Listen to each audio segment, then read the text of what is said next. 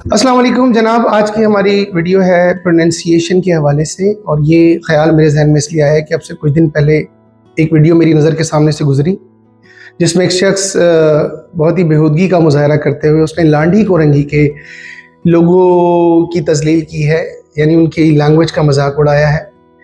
मतलब मैं सारी गुफ्तगू तो नहीं कर सकता, लेकिन जिस तरह से आम अल्फाज होते हैं, जैसे ऐसे को ऐसे, कैसे को कैसे, और पेप्सी को पेप्सी, इस तरह के लफ्ज़ का इस्तेमाल करते हुए कुछ वीडियोस बनाई हैं और सस्ती शोहरत कमाने की कोशिश की है लोगों की तजलील करके, जिसकी मैं मज़म्मत करता हूँ। अच्छा, अब आते हैं प्रोनंसिएशन के ऊपर दोबारा। प्रोनंसिएशन को किसी भी ज़बान में बहुत अहमियत हासिल होती है, और आप किसी भी ज़बान में प्रोनंसिएशन की गलती नहीं कर सकते। हाँ, एक्सेंट आप जो चाहे रख सकते हैं, जैसा चाहे रख सकते हैं, जैसा चाहे बना सकते हैं, और उसे चेंज करने की हरगिज़ ज़रूरत नहीं है। लेकिन इंटरनेशनल इंग्लिश या इंटरनेशनल लैंग्वेज के अंदर प्रोनंसिएशन जो है वो सेम होनी चाहिए, उसमें हमें स्टैंडर्ड का ख्याल रखना है। लहजे पे हर कोई कंट्रोल नहीं कर सकता, तो जिसका जो लहजा है वो ठीक है। ज़रूरी नहीं कि आप नेटिव की तरह बोलें, आपका अपना लोकल और आपका अपना एक यूनिक एक्सेंट हो सकता है, और उससे कोई चेंज करने की ज़रूरत नहीं है। लेकिन pronunciation however has a significance in any language. अब मिसाल के तौर पर हम बहुत सारे अल्फाज मिस प्रोनाउंस कर रहे होते हैं अपनी रोज़ाना की ज़िंदगी में। जैसा कि एक लफ्ज़ है टूल प्लाज़ा, ये टूल प्लाज़ा नहीं होता, ये टोल प्लाज़ा होता है। टूल का मतलब औजार होता है। इसी तरह एक लफ्ज़ है कॉन्वर्सेशन। अब कॉन्वर्सेशन को बहुत सारे लोग कन्वर्जेशन कह रहे होते हैं, तो कन्वर्जेशन नहीं है, सही प्रोनाउंसिएशन है कॉन्वर्सेशन।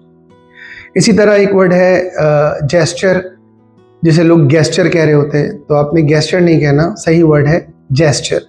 इसी तरह वेंसडे को बहुत सारे लोग वेडनेसडे या फिर वेनेसडे कहते हैं, सही प्रोनाउंसिएशन है वेंसडे। इसी तरह कमेंट होता है, कमेंट्स नहीं होता। अक्सर लोग कमेंट्स कर रहे होते हैं या कमेंट कर रहे होते हैं, कमेंट नहीं होता बल्कि कमेंट होता है। इसी तरह कंटेंट होता है, कंटेंट को अक्सर लोग कंटेंट कह देते हैं, और कंटेंट कहने से उसके मायने चेंज हो जाते हैं। कंटेंट का मतलब हो जाता है हैप्पी, सेटिस्फाइड या मुतमईन के।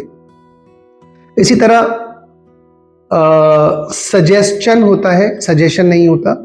कुछ वर्ड्स इसी तरह, जैसे क्वेश्चन होता है, इसी तरह सजेशन होता है, इसी तरह डाइजेशन होता है, और इसी तरह कंजेस्शन होता है। तो ये इसकी सही प्रोनाउंसिएशन है।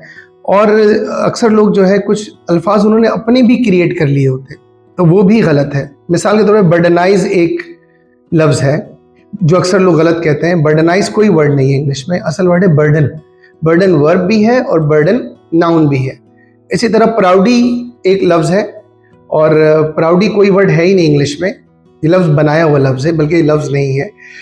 वर्ड असल तो प्राउड है, और प्राउड का मतलब होता है बाफ़ख्र। लेकिन काफ़ी लोग जो है वो प्राउडी वर्ड मगरूर के सेंस में यूज़ कर रहे होते हैं, जबकि इस वर्ड की कोई एग्जिस्टेंस नहीं है इंग्लिश लैंग्वेज में। इसके लिए सही वर्ड है एरोगेंट। तो ये जो प्रोनंसिएशन है, इसका अक्रॉस द बोर्ड सेम होना बहुत ज़रूरी है। और अगर हम गलत प्रोनाउंस कर लेंगे या गलत अल्फाज याद कर लेंगे जो स्टैंडर्ड इंग्लिश से जिनका ताल्लुक नहीं है, तो हम अपनी ही इंग्लिश को क्रिएट कर लेंगे। अब इसके लिए हमें स्टैंडर्डाइजेशन को समझना पड़ेगा। What is standardisation?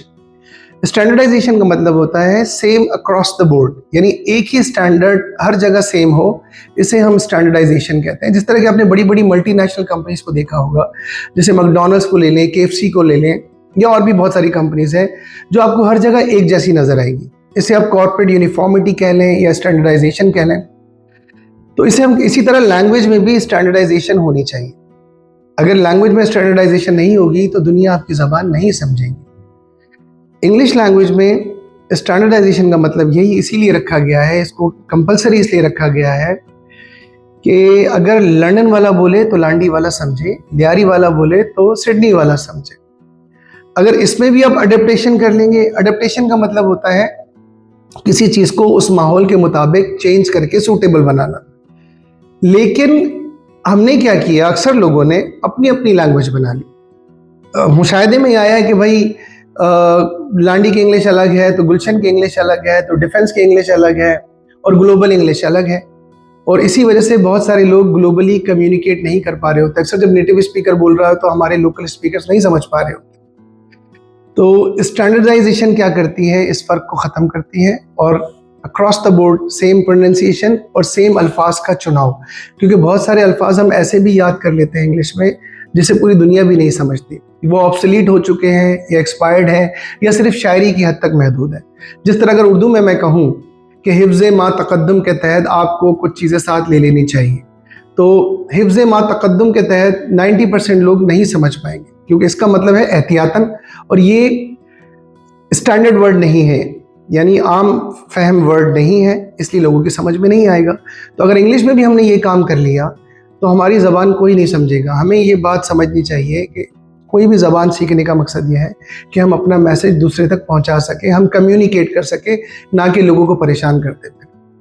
तो उम्मीद है कि काफ़ी कुछ समझ में आया होगा, और बाकायदा अब हम लैंग्वेज क्लासेस का आगाज़ करेंगे, हफ्ते में कम से कम 2 दिन इंग्लिश लैंग्वेज के इजी लेक्चर्स, बहुत ही आम फहम लेक्चर्स, जैसे हर आदमी, हर इंसान घर बैठे जिनके साथ वक्त का मसला है या जो अफोर्ड नहीं कर सकते, वो स्टैंडर्ड इंग्लिश सीख सकें। मिलते हैं अगली वीडियो में। अल्लाह हाफ़िज़।